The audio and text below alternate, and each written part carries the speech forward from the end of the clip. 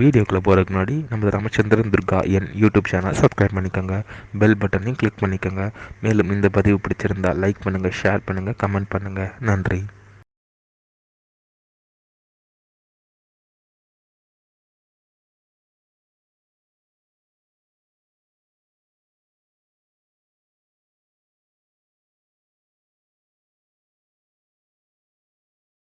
ஸ்ரீ குருப்பியோ நமः. ஹரி ஓம். ஸ்ரீ மகாகணாதிபதியே நமः. அனைவருக்கும் முதற்கண் கோடான கோடிய நமஸ்காரங்கள், வணக்கங்கள், வந்தனங்கள். அனைவருக்கும் அன்பு கலந்த இனிய ஆசீர்வாதங்கள்.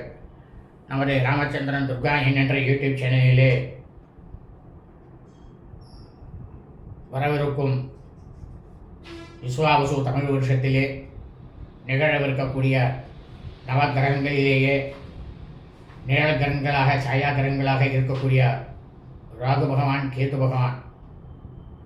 இந்த ராகு பகவானாகப்பட்டவர் மீன ராசியிலிருந்து கும்பராசிக்கும், கேது பகவானாகப்பட்டவர் கன்னியா ராசியிலிருந்து சிம்ம ராசிக்கும் பெயர்ச்சியாகிறார்கள். அதனால் 12 ராசிக்காரர்களுக்கும்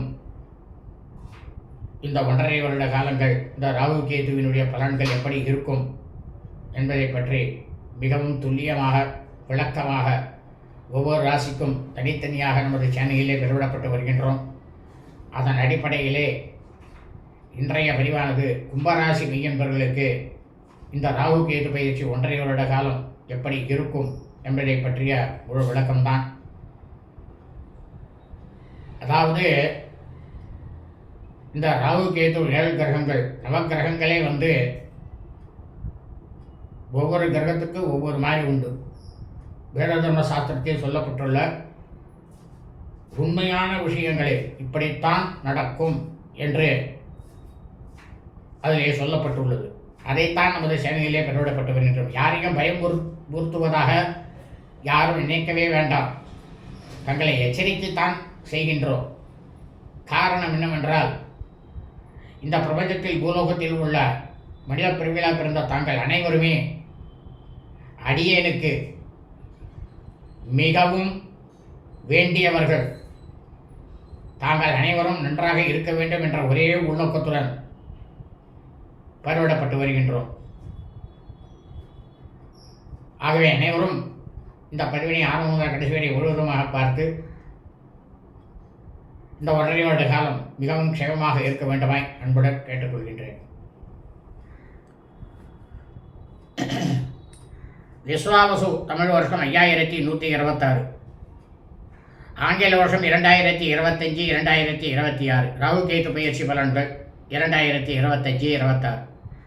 நமது சேனலில் இன்றைய பதிவானது வரவிருக்கும் விஸ்வாவசு தமிழ் வருஷம் சித்திரை மாதம் 13/1/5126 நாள் 26/4/2025 சனிக்கிழமை அன்று மாலை சரியாக 4:17 அந்த நிமிடம் முதல் ராகு பகவான் மீனராசியில் இருந்தும் கும்பராசிக்கும், கேது பகவான் கன்னியா ராசியிலிருந்து சிம்ம ராசிக்கும் பயிற்சி ஆகிறார்கள். இந்த ராகு கேது பகவான் விஸ்வாவசு வருஷம் சித்திரை மாதம் முதல் பராபவ வருஷம் ஐப்பசி மாதம், அதாவது ஆங்கில மாதம் அக்டோபர் மாதம் வரை 1.5 வருட காலத்திற்கு ராகுவான் கும்பராசியிலும் கேது பகவான் சிம்மராசியிலும் சஞ்சாரம் செய்வார்கள், அதாவது இருப்பார்கள். அதனால் அவர்களுக்கு 1.5 வருட காலம் என்று பெயர். இந்த 1.5 வருட காலம் கும்பம் ராசி மெய்யன்பர்களுக்கு உண்டான பலன்கள் பற்றிய முழு விளக்கம்தான் இன்றைய வீடியோ பதிவு. ஆகவே அனைவரும் இந்த வீடியோ பதிவினை ஆரம்ப முதல் கடைசி வரை முழுவதுமாக பார்க்க வேண்டுமாய் தாங்கள் அனைவரையும் அன்புடன் கேட்டுக்கொள்கின்றேன். வாழ்க வளமுடன், நலமுடன், இனிய ஆசீர்வாதங்கள்.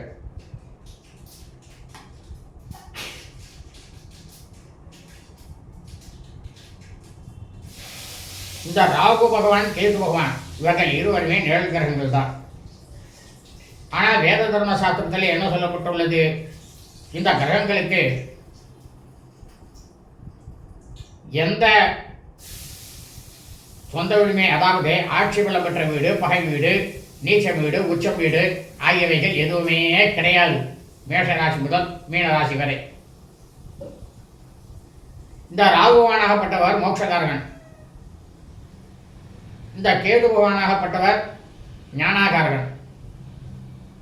இவர் ஞானாகாரகனாக இருப்பதனால்தான் அவருக்கு கிரகங்கள், புத்து கிரகங்கள், சத்ரு கிரகங்கள், சமமானவர்கள், இவருக்கெல்லாம் வீடு இருக்கு அப்படின்னு ஒரு சில பேர் போட்டிருக்கா. ஆனால் கிடையவே கிடையாது. நிச்சயமா 7 கிரகங்களுக்கு நிச்சயமா கிடையாது. இதைதான் தர்மசாஸ்திரத்தில் சொல்லிருக்கு.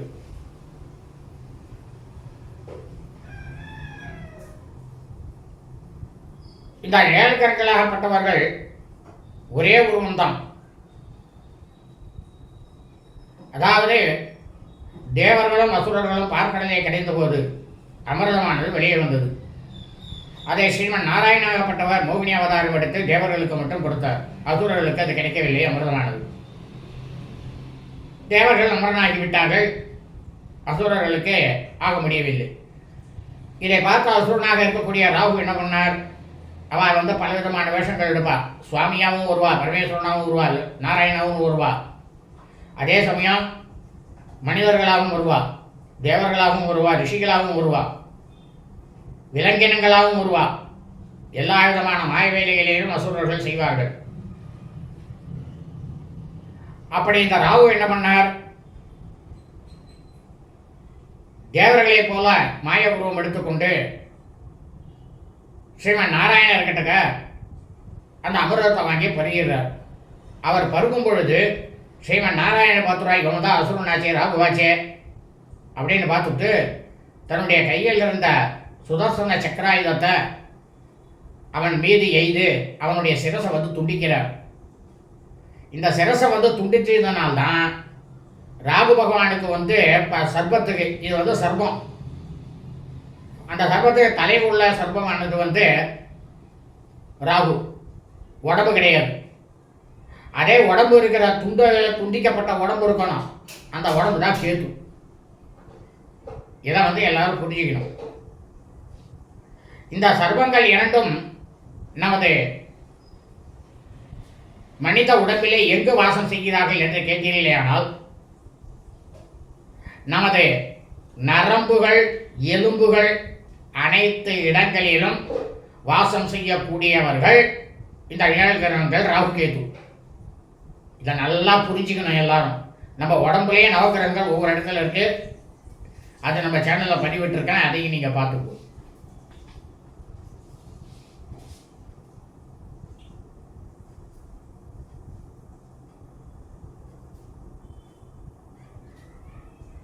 கும்பராசி மெய்யன்பர்களே, இதுவரை கடந்த 1.5 வருட காலமாக இந்த ராகு பகவானாகப்பட்டவர் உங்களது ராசியிலிருந்து 2ஆம் இடமாக இருக்கக்கூடிய குடும்பஸ்தானம், தனஸ்தானத்திலே அமர்ந்து கொண்டு ராகு பகவான் இருந்தார். இதே கேது பகவான் உங்களது ராசிக்கு அஷ்டமஸ்தானமாக இருக்கக்கூடிய கன்னியா ராசியிலே களத்திரஸ்தானத்தையும் மறைவு ஸ்தானம் அங்கே அமர்ந்து கொண்டிருந்தார். இவர்கள் இருவருமே தோஷாதிபதிகளாக அமர்ந்து கொண்டு உங்களுக்கு பலவிதமான தொல்லைகளை கொடுத்தார்கள். அதாவது உத்தியோகத்தில் இருக்கிறவாளுக்கே உத்தியோகத்தை அந்த உத்தியோகத்தை விட்டு வேற ஒரு உத்தியோகத்துக்கு போயிருப்பேன். உடல்நிலை பாதிப்பு,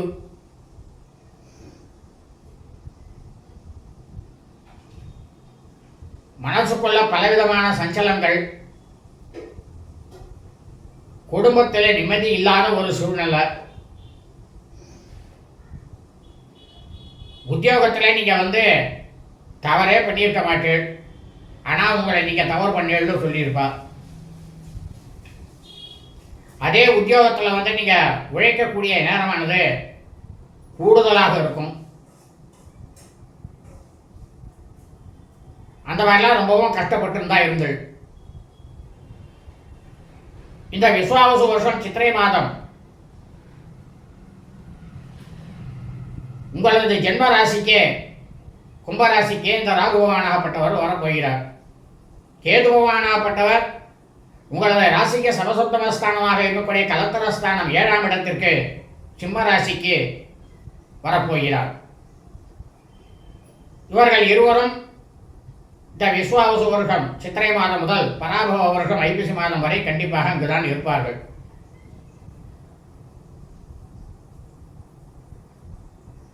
இதனால் நமக்கு என்ன பலன்? முதல்ல இந்த கும்பராசியில் வந்து எந்தெந்த நட்சத்திரங்கள் அடங்கியிருக்கு அதை பார்ப்போம். ரவிஷ்டா நட்சத்திரம், அவிட்ட நட்சத்திரம் 3ஆம் பாதம் 4ஆம் பாதம்.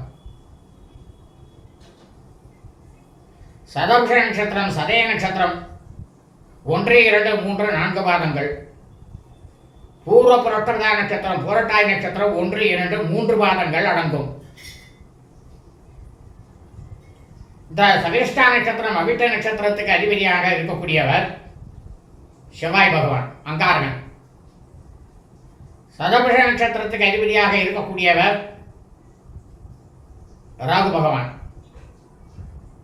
பூர்வ புரட்டதா நட்சத்திரம், புரட்டாய் நட்சத்திரத்துக்கு அதிபதியாக இருக்கக்கூடியவர் குரு பகவான். நன்றாக புரிந்து கொள்ளுங்கள் கும்பராசி மெய்யன்பர்களே. தல சதய நட்சத்திரத்துக்கு மட்டும்தான் அவர்.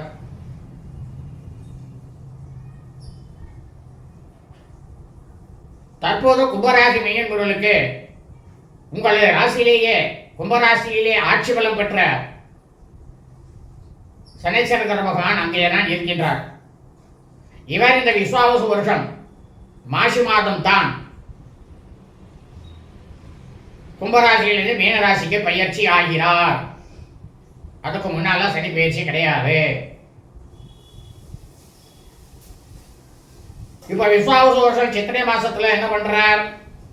நிழற்கண்களாக இருக்கக்கூடிய ராகு பகவான்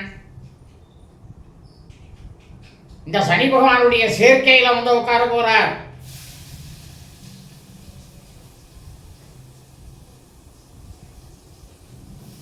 அதுவும் இல்லாம சனி பகவானுடைய 3, 7, 10ஆம் பார்வை நேர் பார்வையில வந்து கேது வர போறார்.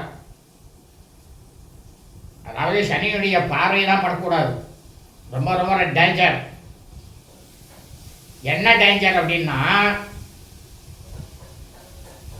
கர்ம பலனை நியாயமா தர்ம நெறிப்படி நீதி நெறிப்படி கொடுக்கக்கூடியவர் சனீஸ்வர பகவான். அதனால தான் அவர் வந்து நம்ம கெட்டவன்றோம்.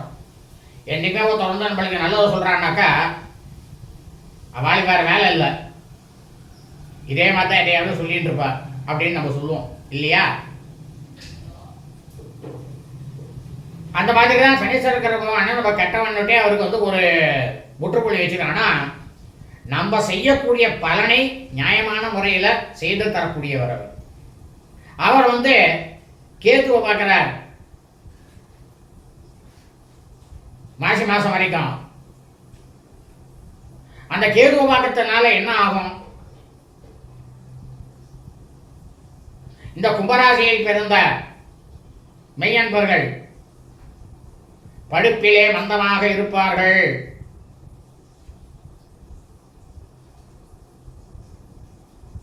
மொத்தத்தில் கும்பராசி மெய்யன்பர்கள் அனைவருமே சனி ராகுனுடைய சேர்க்கைகள் உங்கள் உடல் நிலத்தை முதலில் பராமரித்துக் கொள்ளுங்கள். மிக மிக அவசியம். ஜென்மத்தில் வந்து உட்காரப் போகிறார்.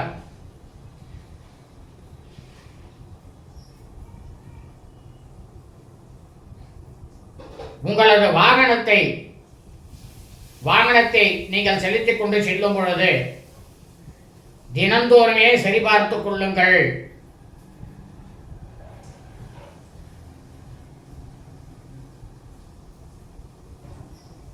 வாகனத்தில் செல்லும் போது மிக மிக கவனத்துடன் செல்லுங்கள். அதிவேகத்தில் செல்லாதீர்கள்.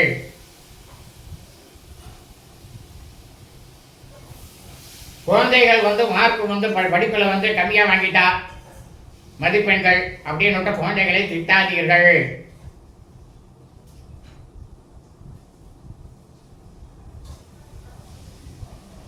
அதே சமயம் உயர் படிப்பு படிக்கக்கூடிய அவர்கள் கல்லூரியிலே ஒரு பாடத்தில் மீதி வைத்து விட்டு, அதாவது ஹரியர்ஸ் சொல்லுவா, வச்சுட்டா அந்த குழந்தைகளையும் திட்டாதீங்க. ஏன்னா இந்த சமயத்தில் அதெல்லாம் நடக்கும். ஆனால் மேற்கொண்டு அதை வந்து பிரயத்தனப்பட்டு எழுதணும். எழுதினேன்னா பிரமாதமாக வந்துடுவேன். நீங்கள் வியாபாரம் செய்கிறீங்கன்னா எந்த வியாபாரத்தை செய்கிறீங்களோ அந்த வியாபாரத்தை மட்டும் செய்யுங்க. அந்த வியாபாரத்தை விஸ்தீர்ணம் பண்ணுறது, மேற்கொண்டு வேறு எதையாவது செய்கிறது அப்படிங்கிறதெல்லாம் வச்சுக்காதீங்க, வேண்டாம். யாருக்கும் ஜாமீன் கையெழுத்து போடாதீங்க கும்பராசி மெய்யன்றவர்களே.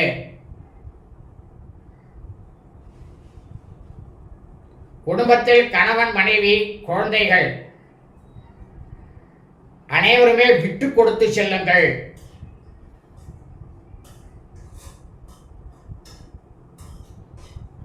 விட்டு கொடுத்து சென்றீர்களேயானால் இந்த 1.5 வருட காலம் சந்தோஷமாக இருக்கும் உங்களுக்கு.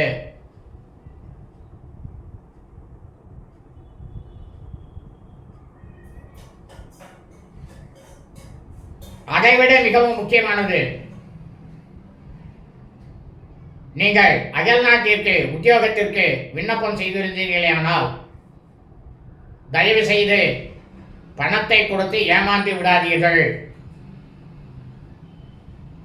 அதே அயல் நாட்டில் இருக்கக்கூடிய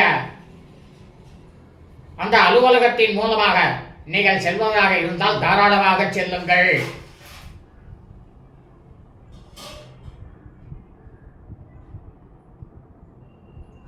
யாருக்கும் கடனை கொடுக்காதீர்கள். கடனையும் வாங்காதீர்கள். இருப்பதை வைத்துக் கொண்டு சுபிட்சமாக இருப்பதற்கு என்ன வழி, அதை மட்டும் பாருங்கள்.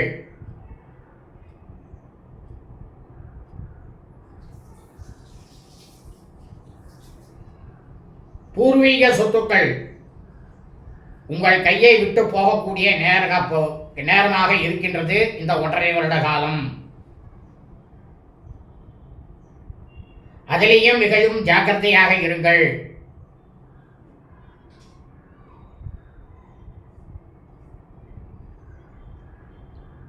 ஏன்னா இந்த 7 கிரகங்களுக்கு ரொம்பவும் வீரியம் ஜாஸ்தி.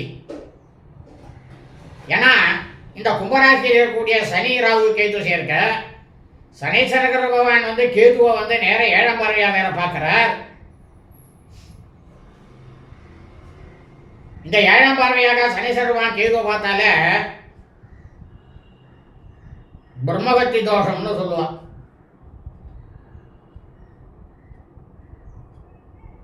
ஆகவே கும்பராசி என்பவர்களே, இன்றைய 1.5 வருட காலமும் தாங்கள் காலையில் எழுந்தவுடனேயே ஸ்நானம் செய்துவிட்டு நீராடிவிட்டு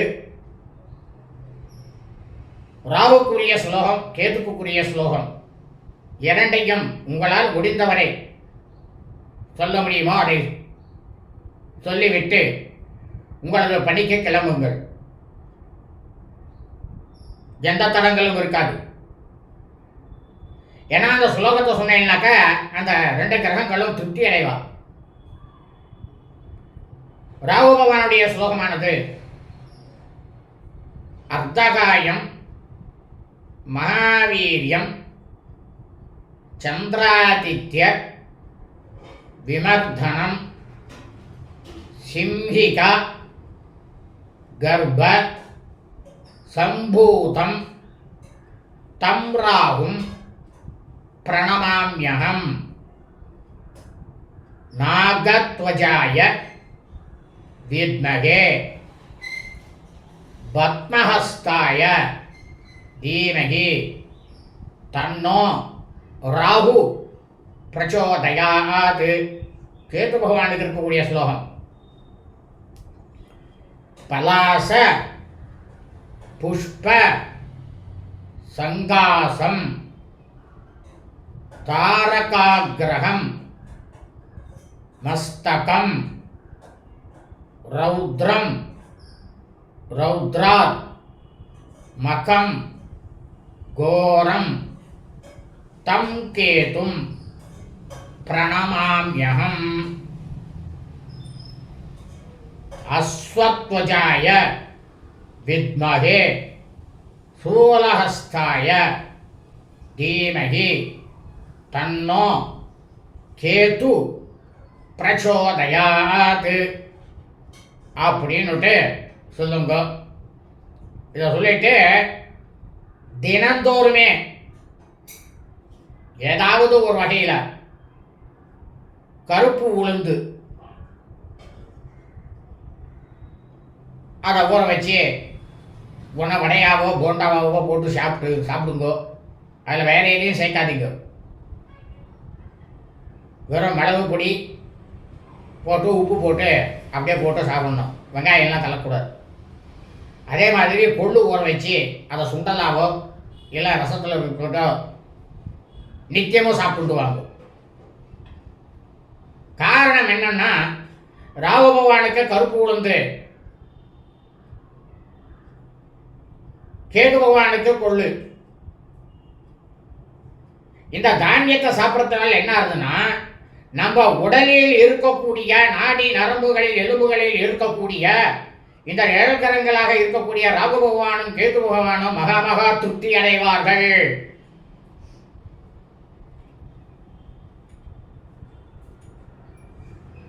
அவ திருப்தி அடைஞ்சு சந்தோஷமானாலே இந்த 1.5 வருஷ காலம் அவளுடைய 100% தாக்கத்திலிருந்து ஒரு 25% தாக்கம் இல்லாமல் நீங்கள் தப்பித்துக் கொள்ளலாம். 75% மட்டும்தான் இருக்கும், 100% முழுக்க இருக்காது.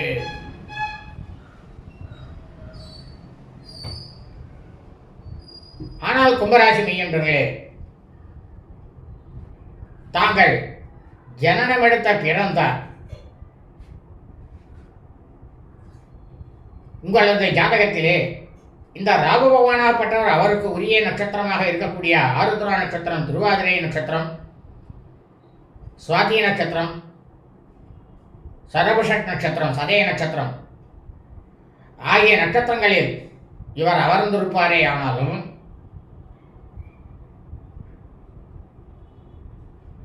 அதே சமயம் இந்த கேது பகவானுக்கு உரிய நட்சத்திரமாக இருக்கக்கூடிய அஸ்வினி, மகம், மூலம் ஆகிய இந்த 3 நட்சத்திரங்களில் உங்களது ஜாதகத்திலே இந்த கேது பகவான் அமர்ந்திருந்தால் இப்போது இருக்கக்கூடிய இந்த 1.5 வருட காலம் அவர்களால் உங்களுக்கு ஒரு 10% இந்த தொல்லையிலிருந்து நீங்கள் விடுபட்டுக் கொள்ளலாம். அப்போ முதல்ல ஏற்கனவே சாப்பிட்றதுனால எவ்வளோ சொன்னேன், 25, இப்போ ஒரு 10, 35 ஆயிடுச்சா? அப்போ 65% தான் தொல்லை இருக்கும். ஆனால் அதே சமயம் உங்களது ஜாதகத்தில் இந்த ராகு பகவானும் கேது பகவானும் இவர்களுக்கு உரிய நட்சத்திரங்கள் இல்லாமல் மற்ற கிரகங்களுடைய நட்சத்திரங்களில் அமர்ந்திருப்பார்களே ஆனால் சற்று உங்களுக்கு பின்னடைவானது கண்டிப்பாக எப்படியாவது அந்த 10% கிடைக்காது.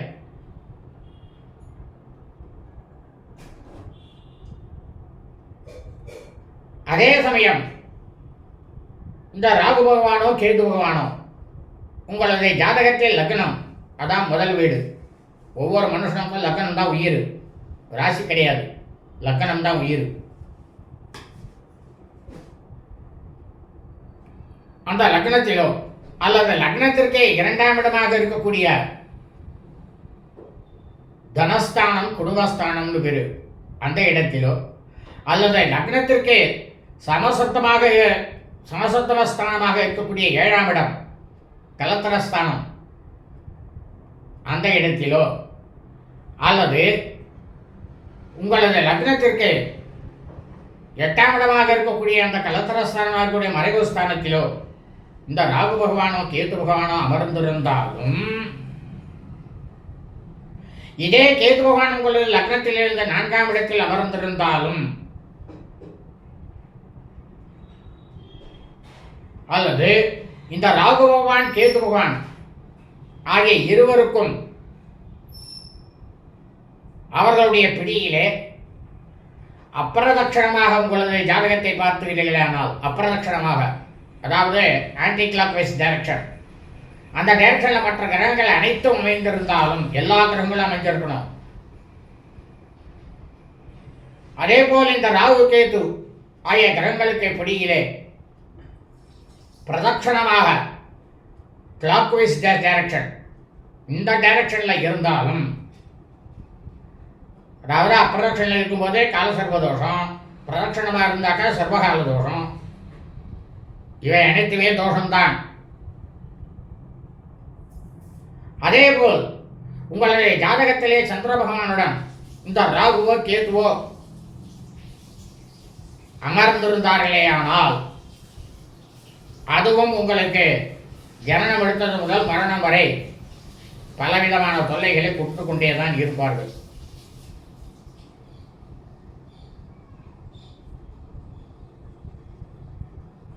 இந்த பிரபஞ்சத்தில் பூலோகத்தில் மனிதனாக பிறந்தவர்கள் அனைவருக்குமே நிச்சயமாக ஜாதகம் என்பது முக்கியம்.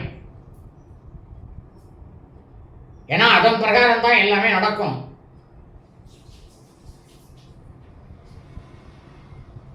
அப்படி தோஷம் உள்ளவர்கள் அந்த தோஷத்தை நிவர்த்தி செய்து கொள்ளுங்கள். இல்லை நான் போய் பண்ணிட்டு வந்துட்டேன், நான் போய் காளஹஸ்தி போனேன், திருப்பரங்குன்றம் போனேன், திருநாகேஸ்வரம் போனேன், எல்லா இடத்துலையும் போய் பண்ணிவிட்டேன், ஆனால் எனக்கு இன்னும் அப்படியே தான் இருக்குது அப்படின்னா, இந்த வேத மாசத்தில் என்ன சொல்றதுன்னா, இந்த ராகு பகவானும் கேது பகவானும் அந்த ஸ்தலத்தில் இருக்கக்கூடிய சாட்சாத் பரமேஸ்வரனை போய் தரிசனம் செய்துதான் இருக்கின்றார்கள். அது பரிகார ஸ்தலம் கிடையாது. நாளடைவில் அதை பரிகார ஸ்தலம்னு சொல்லிட்டான், அவ்வளவுதான். ஆனால் சுவாமி இருக்காரு, அந்த சுவாமி போய் நம்ம போய் தரிசனம் பண்ணலாம், அதில் எந்த தப்பும் கிடையாது. அப்போ அவர் என்ன பண்ணுவாராம், ஏ ராகு கேது, இவன் இங்கேருந்து வந்துட்டு என்னை பார்த்துட்டு போயிருக்கான், நீ அவன் ஜாதகத்தில் ரொம்பவும் பிடிச்சிட்டு நீ ரொம்பவும் தொல்லை கொடுத்துட்ருக்கியாமே, அவன் என்கிட்ட முறையிட்டான், நீ எப்படி என்கிட்ட முறையிட்டியோ அந்த மாதிரி அவன் வந்தான், அதனால் அவனுக்கு தொல்லை கொடுக்காது அப்படின்னு பரமேஸ்வரன் சொல்லுவாராம்.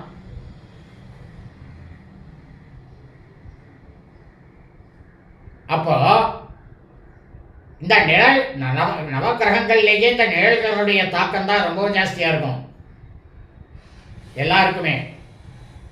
இதை எப்படி பண்ணுறது, உங்களுடைய கிரகத்தில் இல்லத்தில் நன்கு வேதம் படித்த அந்த பிராமணன் வைதிகர் அவர் அழைச்சி நவக்கிரகோமம் செய்யுங்க. எல்லாரும் என்ன சொல்லிருக்கா தெரியுமா, நவக்கிரகோமம் வீட்டில் பண்ணக்கூடாது அப்படின்னு சொல்லியிருக்கா.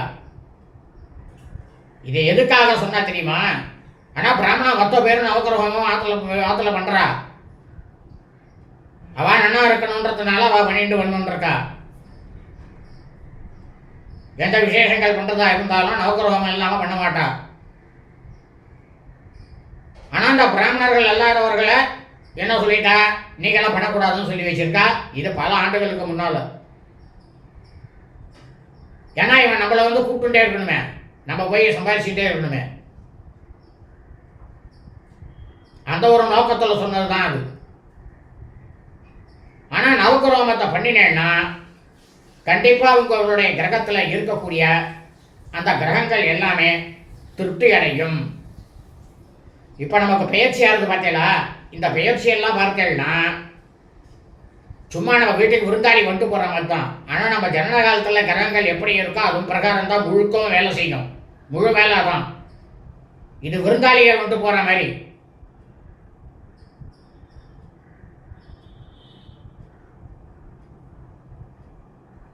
அப்படி இருக்கும் பட்சத்தில் இந்த தோஷத்தை ஒரு மனுஷன் ஜனனம் எடுத்தான்னா ஒரு முறை பண்ணால் போகிறோம், அது அவன் மரணம் வரைக்கும் அது பேசும். ஆனால் இடைப்பட்ட காலத்தில் இப்படி வரும்பொழுது சில சருகல்கள்லாம் வரும். ஏன்னா விருந்தாளி போனால் சும்மா இருக்க மாட்டாங்க இல்லையா, அவள் வாயால் எதையாவது கொளுத்து போட்டு போயிட்டே இருப்பாள். அந்த மாதிரி தான் இப்போ இடைப்பட்ட காலத்தில் நடக்கக்கூடியதெல்லாம்.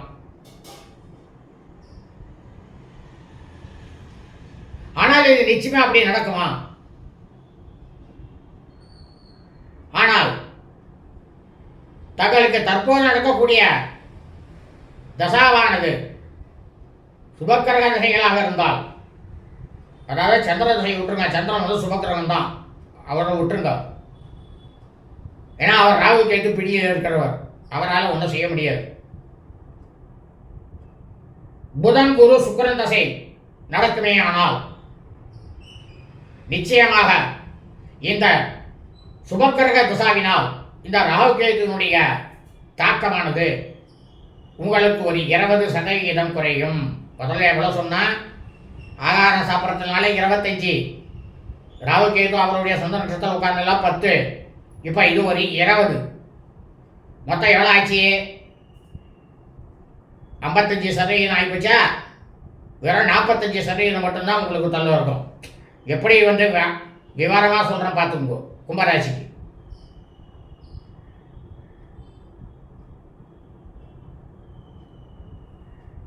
ஆனால் அதே உங்களுக்கு தற்போது அசுப கிரக தசைகள் நடக்குமே ஆனால் அசுப கிரகங்கள் யார் யார்? சூரியன், அங்காரகன் செவ்வாய், ராகு கேது, சனி, இவர்களுடைய தசா நடக்குமே ஆனால் நிச்சயமாக கும்பராசி மெய்யன்பர்களே மிக மிக மிக மிக எச்சரிக்கையாக இருங்கள்.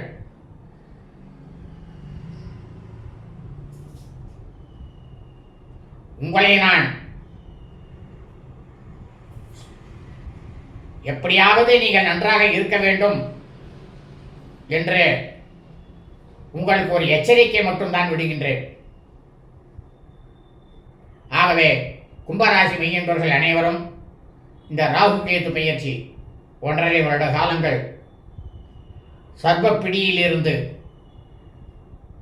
மீளுவதற்காக என்ன செய்ய வேண்டுமென்றால் தங்களது கிரகத்திலே உடனடியாக நவக்கிரக ஹோமத்தை செய்து இந்த ராகு கேதுவை திருப்தி அடைய செய்யுங்கள். உங்களுடைய வாழ்க்கையில் ஆனால் கண்டிப்பாக என்னுடைய தாக்கம் உங்களுக்கு இருக்கும். ஆனால் மனதளவில் உங்களை தாக்காது. வந்ததும் தெரியாது, போனதும் தெரியாது. ஆகவே கும்பராசி மெய்யன்பர்கள் அனைவரும் இந்த ராகு கேது பெயர்ச்சி பதிவினை முழுவதுமாக பாருங்கள். ஸ்ரீ ராகு பகவான் கேது பகவானுடைய பரிபூர்ண கிருபா கடாட்சத்தையும் பரிபூர்ண ஆசியையும் பெற்று அனைவரும் க்ஷேமமாக இருங்கள், சௌக்கியமாக இருங்கள். லோகா சமஸ்தா ஸ்வினோ பவந்து. சுபம் அஸ்து.